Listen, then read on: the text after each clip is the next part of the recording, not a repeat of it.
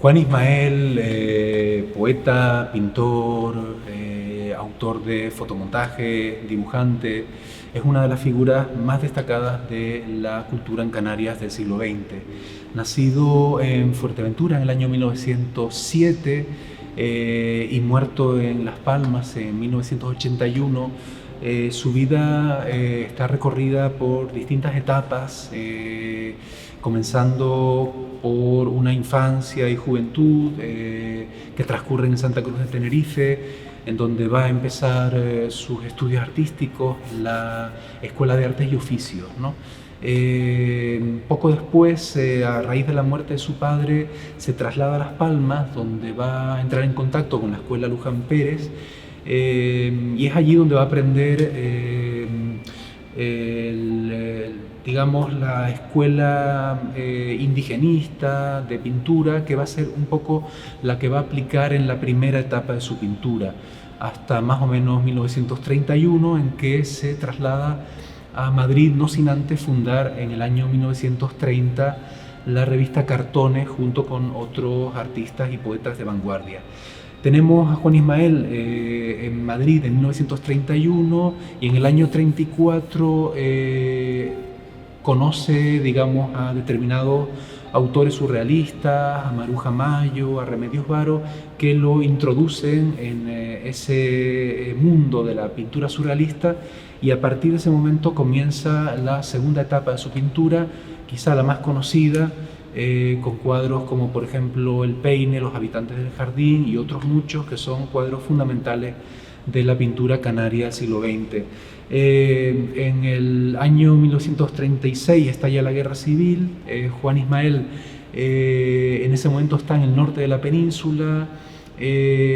recorriendo diferentes lugares donde va a vivir hasta más o menos el año 44, en que a raíz de un proceso en el que se le acusa de masón, es obligado de alguna manera a regresar a Canarias y se instala en ese momento en Tenerife. Va a vivir en casa del poeta Pedro Pinto de la Rosa, con el que va a fundar la revista Mensaje en el año 45, también con Emeterio Gutiérrez Albelo, y ahí va a publicar poemas, dibujos, retratos, y además va a publicar en las ediciones de la revista Mensaje su primer libro titulado El aire que me ciñe. 4 años después, hacia 1949, se traslada a Las Palmas, donde va a continuar su trayectoria artística, literaria, hasta que en el año 56 decide emigrar a Venezuela, donde estará 10 años. En Venezuela tiene lugar su tercera etapa pictórica, una etapa matérica en la que va a utilizar las arenas, relacionada con el informalismo norteamericano, y también allí va a escribir un libro que se publicaría póstumamente con el título de Interino Sitio, ¿no? Ya en el año 66, 67, Juan Ismael regresa de Venezuela y se instala ya definitivamente en Las Palmas hasta la fecha de su muerte. Tenemos entonces la última etapa de su pintura, en la que regresa de alguna forma a la pintura surrealista, a la pintura metafísica, a una pintura muy lírica, pero al mismo tiempo con elementos bastante coloristas, barrocos, con el uso de la hipérbole, con el uso de elementos como muy,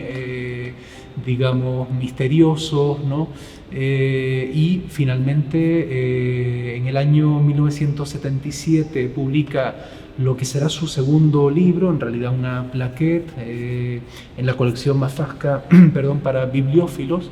que se titula Chalet de O'Gorman. Juan Ismael tenía el proyecto al final de su vida de reunir toda su obra en un libro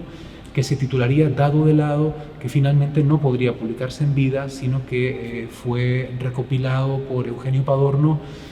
varios años después de la muerte de Juan Ismael, en el año 92. Este es un poco el recorrido vital de Juan Ismael.